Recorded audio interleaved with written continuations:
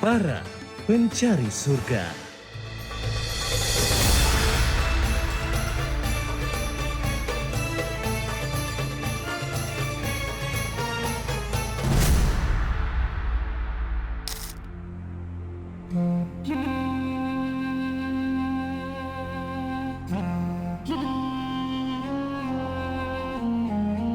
Para pencari surga, insya Allah kita akan masuk ke area makamnya dari sahabat Abu Ayyub Al-Ansari. Ya. Jadi kita masuk di sini, ini ada beberapa peninggalan ini dari Nabi Muhammad SAW. Ya. Ini ada peninggalan tempat rambutnya, terus ada juga tempat ya kelihatan rambutnya beliau yang mulia di sana. Di belakang ini adalah makam dari sahabat yang mulia Abu Ayyub Al-Ansari. Semua berdoa di sini, kita juga berdoa pada Allah Subhanahu wa Ta'ala agar Allah memberikan rahmat dan keberkahannya untuk sahabat yang mulia Abu Ayyub Al-Ansari. Ketika datang ke sini, di antara yang disunahkan adalah mendoakan mereka-mereka yang ada di dalam kubur dan mengingat kematian. Masya Allah, beliau memiliki kisah yang luar biasa dan beliau adalah seorang sahabat yang betul-betul dekat dengan Nabi Muhammad SAW. Jiwa untuk berjihad dan berjuangnya itu juga luar biasa, sehingga jasad beliau di sini itu untuk membuktikan bagaimana semangat beliau dalam berdakwah. Radhiyallahu anhu. Alhamdulillah, sahabat para pencari surga, baru saja kita berziarah ke makam sahabat yang mulia Abu Ayyub Al-Ansari. Jadi Abu Ayyub Al-Ansari ini adalah orang Madinah dari suku Khazraj, asli Madinah Al-Munawwarah. Nah, mungkin ada yang bertanya, kok bisa jasadnya ada di Istanbul, Turki? Jadi kita perlu tahu bahwa Abu Ayyub Al-Ansari radhiyallahu anhu ini adalah sahabat Nabi yang begitu dekat dengan Nabi Muhammad SAW. Bahkan ada hubungan kerabat. Kisahnya diawali ketika beliau masuk Islam, ya, dan masuk Islamnya itu di awal di Bai'at Aqabah. Kala itu beliau sudah masuk ke dalam Islam, dan ketika Nabi SAW hijrah ke Madinah, di saat hijrah ke Madinah itu Nabi punya keinginan dan mohon kepada Allah SWT agar nanti diperkenankan untuk bisa tinggal di salah satu rumah kerabatnya. Tapi Nabi tidak ingin melukai sahabat-sahabat yang ada di Madinah dengan seolah kok memilih kerabatnya. Jadi Nabi SAW kala itu ketika para sahabat yang ada di Madinah itu meminta Nabi singgah di rumahnya, meminta Nabi untuk bisa tinggal di rumahnya, lalu Nabi mengatakan biarkan onta ini saja yang memilih. Onta ini aja yang memilih kira-kira dia meminta aku untuk tinggal di mana. Maka onta ini jalan dan semua sahabat pada mengikuti di belakang, dan onta ini tiba-tiba menderum di hadapan rumah Abu Ayyub Al-Ansari yang saat ini jasadnya ada di belakang saya. Dan kala itu Nabi SAW akhirnya tinggal di rumah sahabat yang mulia ini yang memang dari segi kekerabatan ada hubungan kekerabatan dengan Nabi Muhammad SAW. Ada cerita yang unik yang banyak diriwayatkan. Ketika Nabi tinggal di situ, Nabi meminta untuk tinggal yang di bawah saja dan meminta Abu Ayyub dan keluarganya ya itu untuk tinggal di atas. Tapi Abu Ayyub, istri dan anak-anaknya merasa tidak enak, kok ini Nabi ada di bawah sedangkan kita ada di atas. Bagaimana Nabi mendengar tapak kaki kita, dan bagaimana nanti kalau ada wahyu yang terhalang dengan kita?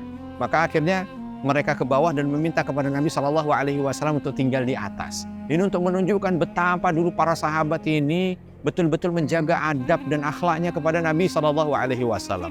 Dan yang luar biasa juga, Abu Ayyub Al-Ansari mendapatkan keberkahan tinggalnya Nabi ini bukan hanya sehari 2 hari, 7 bulan sahabat. Nabi SAW tinggal di rumah Abu Ayyub Al-Ansari 7 bulan kurang lebih, sampai masjid betul-betul jadi, sampai bilik beliau yang berada di sebelah masjid itu juga jadi. Sehingga setelah itu baru pindah. Tentu kebersamaan Nabi dengan keluarga Abu Ayyub Al-Ansari selama 7 bulan ini adalah kebersamaan yang tidak bisa kita sebut sebentar. Abu Ayyub yang mengerti tentang bagaimana awal-awal membantu dakwah Nabi di awal ya. Bayangkanlah, seperti ada orang pertama kali datang ke sebuah daerah yang masih asing diterima, lalu di situ baru mengenal, maka tentu orang yang punya rumah itu yang akan mengenalkan mana tempat ini, mana tempat itu, dan itu adalah perannya Abu Ayyub Al-Ansari.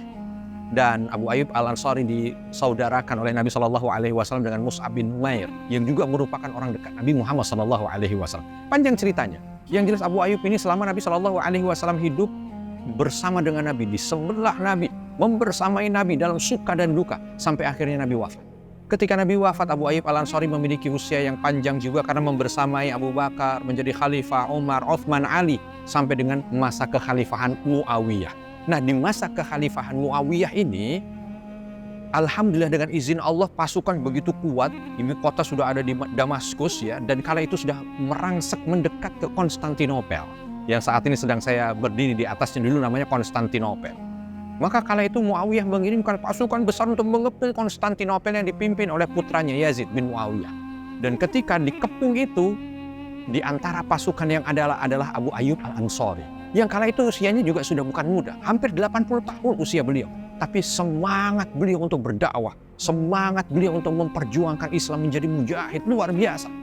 Dan keinginan juga untuk menjadi bahagian daripada hadis Nabi SAW. Sebaik-baik panglima yang menaklukkan Konstantinopel ini adalah sebaik-baik panglima dan sebaik-baik prajurit. Maka seolah ada keinginan untuk menjadi sesuatu yang disebut oleh Nabi sebagai sebaik-baik itu tadi. Berangkat ke sini, tapi dengan izin Allah, kala itu pasukan Muawiyah belum sempat untuk bisa membobol benteng Konstantinopel dan seolah kembali harus ke belakang. Dan di situ Abu Ayyub Al-Ansari yang di usia sudah 80 tahun itu begitu heroik karena memacu kudanya masuk ke pasukan musuh sampai dalam sekali.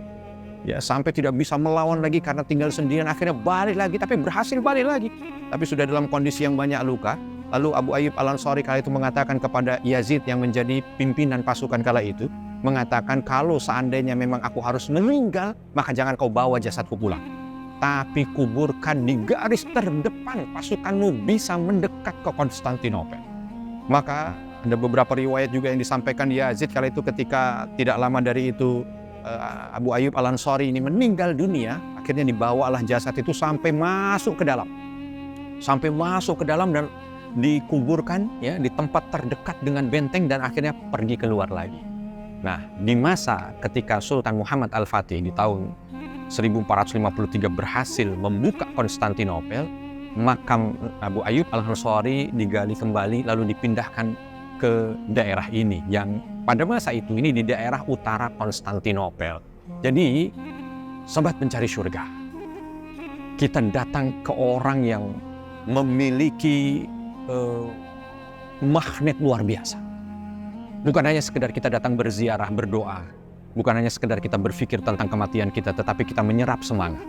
Bagaimana ada seseorang Abu Ayyub Al-Ansari dari awal betul-betul kecintaannya kepada Nabi SAW diberikan, dan bersama itu perjuangannya disertai.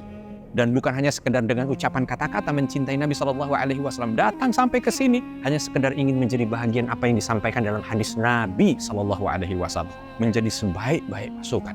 Maka ini yang harusnya menjadi motivasi buat kita juga. Hadis Nabi SAW banyak sekali, dan hendaknya kita sebagai seorang Muslim, umat Nabi Muhammad SAW, punya keinginan agar ada di antara hadis-hadis itu kita termasuk di dalamnya.